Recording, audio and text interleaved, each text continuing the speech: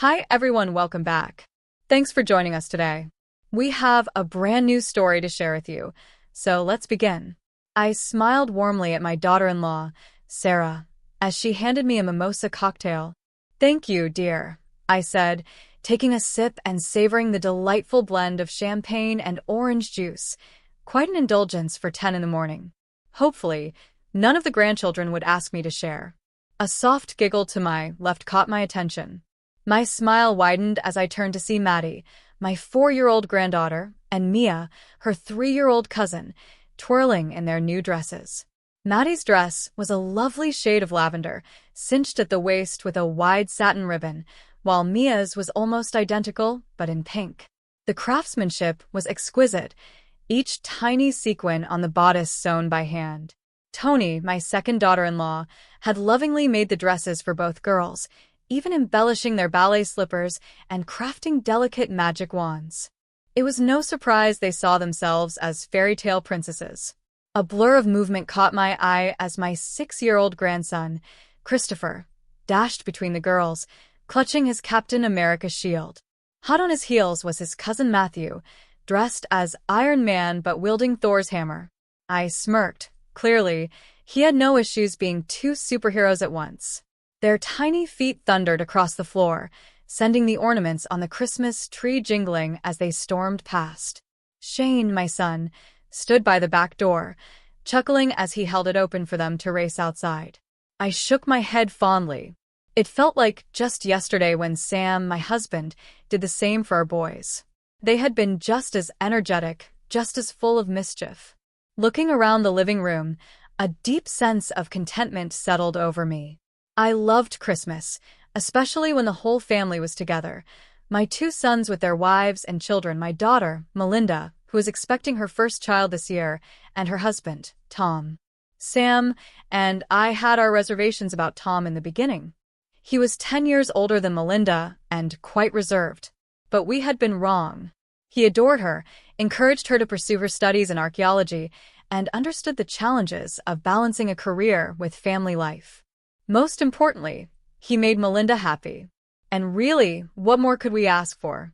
Hi, Mom. Dad told me to give you this, my eldest son, Richard, said, holding out a small gift box and a card. Oh, I thought we had already opened all our presents, I said with a curious smile. Richard shrugged, a teasing glint in his eye. What can I say? I'm just the messenger. I smiled back, noting how much he resembled his father with each passing year, and accepted both the card and the box. As etiquette dictated, I opened the card first. Open your gift first, then read the accompanying letter. I suggest you do this in private. Amused by Sam's sense of mystery, I scanned the room, hoping to catch his eye and wink at him in appreciation, but he was nowhere to be seen. Intrigued, I slipped away to the study, closing the door behind me. The sounds of my family's laughter and chatter faded, leaving me in peaceful solitude. Sinking into Sam's leather armchair, I unwrapped the gift with growing anticipation. Lifting the lid of the box, I expected something intimate. Instead, nestled inside was a delicate pendant encased in silver, gold, and rose gold, subtly adorned with tiny diamonds. At first glance, it seemed like an abstract design, but upon closer inspection, I realized it held intertwined words, the greatest gift of all. How extraordinary. The craftsmanship was brilliant, ingenious even. The message was hidden within the pendant's delicate swirls, only revealing itself upon careful study.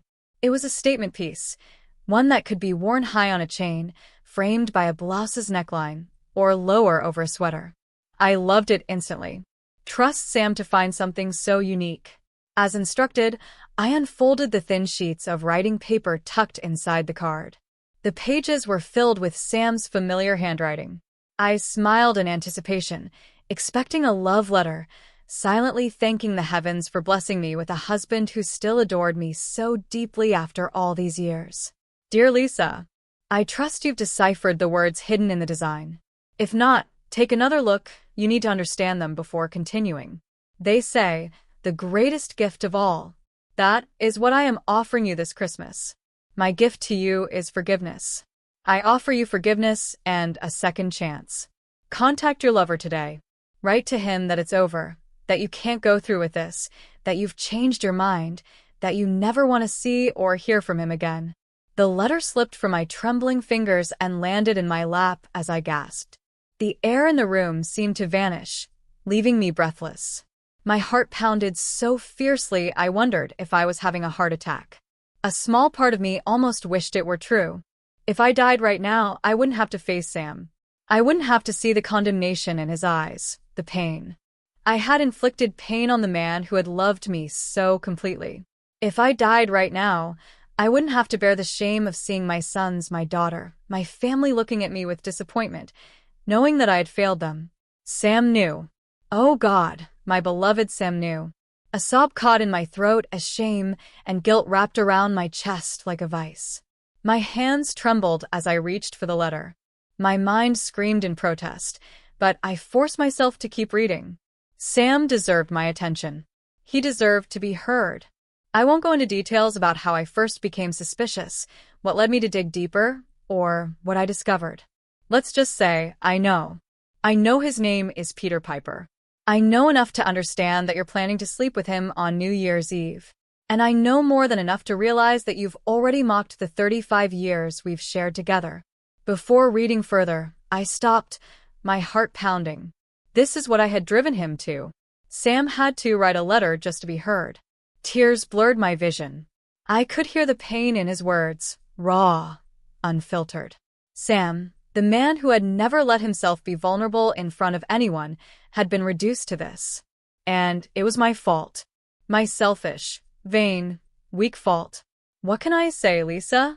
At one point, I had a beautiful and loving wife. A house that was too big, but filled with warmth. A wonderful family I was proud of. Life was great. The kids were amazing. The grandkids, even better. And then, one bright and sunny morning, I woke up and realized it had all been a mirage. My world collapsed beneath me. I felt as if I had fallen into a nightmare I couldn't wake up from. Do you know what I've come to understand? Emotions aren't static. You can't separate them into neat little boxes, stack them in a corner, and lock them away, not forever. They aren't bricks you can pile up and forget about. They're more like water. They flow. They rise and fall. They seep into places they don't belong. His words seeped into me now too, burning like fire. This adulterous water filled my thoughts, poisoning every waking moment. Then it overflowed, seeping into my heart, my gut, my limbs, every corner, every crack, every staircase, every room of our house. It hasn't stopped. And with each passing day, it eats away at me from within. The foundation is crumbling. Soon, there will be nothing left to hold me up. You were my foundation, Lisa. And now I've discovered that you're not sheltering me anymore. It's not you and me against the world anymore. You're not as loving and loyal as I believed. And without that faith, the rest of my life feels like ash in my mouth. Everything I've worked for over the past 35 years. Meaningless. All the compromises. All the sacrifices. Every single one of them. For nothing. Sam's words shook me to my core. What had I done? What had I caused? Sam. The strong, steadfast, noble Sam. Sam, my rock. Sam. The wonderful father and devoted provider. Sam. With his corny jokes and terrible cooking. Sam, who loved his family with all his heart. Sam, who now believed his life was worthless. And it was my fault. Regret wasn't a strong enough word to describe the depth of my anguish. I had been foolish. Foolish and vain, basking in the attention of a younger man. And for what? I wasn't unhappy. I wasn't bored. I wasn't dissatisfied with Sam or our life. Quite the opposite. And yet I had done this. I was ashamed to admit the truth. I had done it solely for the thrill, the intoxicating feeling of being desired, the fleeting excitement of feeling young again. What does that say about me?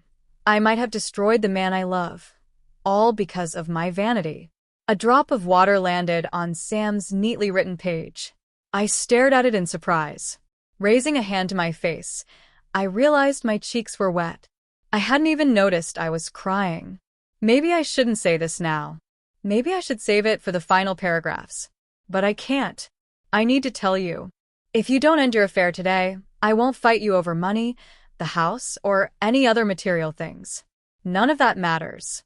I also won't fight this man for your heart. I won't try to win you back. I won't beg. I won't shower you with romantic gestures to sweep you off your feet again. I won't list all the reasons why choosing your marriage is better than choosing your affair. And I certainly won't plead. I shouldn't have to. This battle should have been won the day you accepted my proposal. And anyway, how can I compete? He's younger. He's new.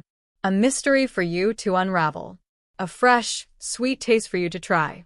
How can I, old, predictable, completely known, plain old vanilla, hope to compete? Compete? Oh, Sam. You don't need to compete. I'm yours. I've always been yours. I just got a little lost. Oh, my love, please forgive me. I've been a foolish, selfish woman. Seeing my actions through Sam's eyes, I finally understood the truth. What I had done wasn't beautiful. It wasn't romantic. When did I become so easily swayed by flattery? So needy?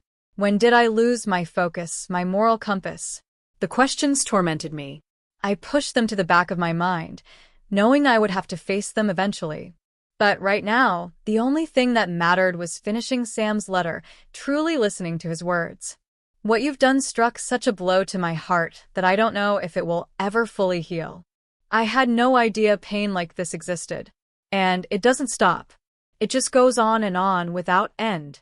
Night after night, for the past month, I've watched you sleep, silently screaming at you, asking why. Why didn't you tell me you were unhappy? Why didn't you give me a chance to fill the void before you turned to him? Why wasn't my love and devotion enough? I gasped, pressing a trembling hand to my mouth. Sam, oh Sam. Do you have any idea what it's been like? Sitting across from you at dinner, watching TV, reading the newspaper, all while wondering what I did to deserve a wife who is always distracted, always lost in thought. Even when you're with me, you're not really with me.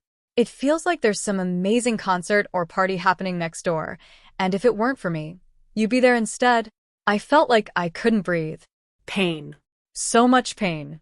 And I had caused it. Oh, Sam. You were always enough. Even as I thought those words, a doubt crept in. Was I lying to myself? If Sam was enough, why did I seek attention elsewhere? No, that wasn't right. Sam was enough. The problem was me. I was the one afraid of aging. I was the one terrified of no longer being desirable. The bottomless pit of need was inside me, not in him. I can't put into words the hollowness I've felt every time I've held you these past 4 weeks. Knowing you were seeking his attention, His praise. his affection, his touch, his kisses. Every I love you've said, it doesn't warm my heart anymore. Not like it used to. Not like it should. Instead, it feels like another stab wound. Your words, your affection, they're poisoned by your secrets and lies. I think it's true what the experts say. You can never truly know what's in another person's heart. I thought I knew yours. I thought I knew you. But I was wrong. Because the Lisa I knew, the Lisa I loved, would never be capable of deceit and betrayal. Oh, I know you haven't slept with him yet. But I also know you've done things no loving and faithful wife would ever do. And worst of all, I know you were planning to take that final step. His words shattered me. The truth of them gutted me. I felt Sam's pain as if it were my own. With every sentence, I endured another stab wound. I didn't try to avoid the pain. I deserved every bit of it. Tears streamed down my face, but I made no effort to stop them. Just a week ago, you came home late after a party with friends. At least, that's what you told me. But I knew the truth. You were with him. I pretended to be asleep when you came in. You shook me gently, patted my shoulder, trying to wake me. For what? Sex? Rage surged through me. You had just spent the evening with him, and now you wanted my embrace? I wanted to roll over and strangle you. Instead, I lay still. After a few moments, you gave up. You pressed yourself against my back, wrapping an arm around me. But that wasn't the worst part. You sighed. After 35 years, I know every nuance of your sighs, and this one, it was content. It reminded me of Sebastian, the cat we had when the kids were little. He used to sigh like that after stretching lazily, right after shredding my favorite armchair to pieces. You were just like that damn cat. You tore through my broken, bleeding heart, then sighed in satisfaction. A shudder ran through me as I vividly recalled that night in every detail. I had come home feeling so beautiful. And now, knowing that Sam knew, God, how he must have felt, made me feel disgusting. I had aroused my desire by flirting over dinner, soaking up Peter's compliments, only to bring that hunger home to Sam. I had used him. He had been nothing more than a warm body. A toy. A stray cat I had taken for granted. And he was right. I had acted like one. Carefree, selfish, detached from the love I once knew. The woman in Sam's letter wasn't me. But maybe she was. She was vain, recklessly cruel. Where had my kindness gone? Where was the honesty I had always prided myself on? It had disappeared over the past month. I placed the letter on my lap, my fingers trembling as I covered my face. I wanted to hide from the truth. The person Sam saw in me was someone I no longer wanted to be, a shadow of the woman who had once raised 3 children with love and integrity. All those years spent teaching them to be honest, decent, and kind. And here I was, drowning in lies. I took a deep breath, trying to steady myself. It felt like when I used to jog, pushing through the pain, forcing my lungs to take in more air. I needed that strength now. I needed clarity. I had to face the rest of Sam's letter. I've loved you for so long, practically my entire adult life. Feelings like that don't just vanish. They can't be turned off like a light. But at the same time, something else has taken root. Something dark. Something bitter. I'm angry. I'm hurt. I'm upset. And I'm vengeful. Right now, I love you. But I also despise you. It's as if my heart and mind are caught in a blender. Old love mixed with new resentment. What will come of it? I don't know. I really don't. I felt sick. When I found out, I was paralyzed. How do you act when your worst fear is confirmed? I thought about throwing you out, throwing it all away. But then I thought about the children, the grandchildren. They don't deserve this. Even if they never find out, the damage ripples outward. It spreads. And I couldn't make a decision that would destroy them like this. So, I'm giving you a choice. A chance. It's either him or me. You have to decide today. If we have any future together, I need you to choose me. Choose us. But if you choose him, I can't promise we'll make it. At least you'll know where I stand. A strange mix of relief and pain flooded my body. Sam had given me a choice. Despite everything, he had thrown me a lifeline. He was offering me a way back. I didn't deserve it, but I wanted it more than anything. Tears blurred my vision as I reached for my phone, my heart pounding. I typed the message without hesitation. It's over. I was wrong. I don't want to see you again. Don't call me. Don't text me. Forget my number. I pressed send, and with it came a suffocating relief. The decision had been made. Now I had to live with it. Later, when the house was quiet, when the children and grandchildren had left, I would show Sam the message.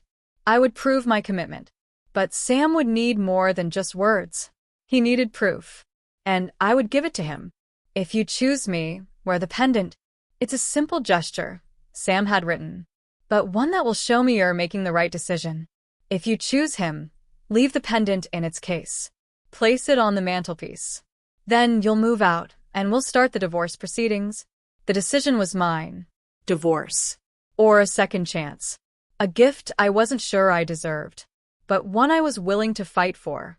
Sam wasn't offering me an easy way back. If his forgiveness came, it would be hard-earned. He wasn't making this decision lightly. And neither would I. I had shattered our trust. Rebuilding it would take time. Work. Pain. But I was ready. Sam's words echoed in my mind. Forgiveness doesn't come cheap. It never does. If you want me to forgive you, you'll have to earn it. I can't promise it will be easy. But you'll have to prove to me to us, that you're worth the second chance. I felt the weight of my actions. But I felt hope too. Sam was offering me a chance to redeem myself, to prove my love. For him, for our family. And for the first time in a long while, I wanted to.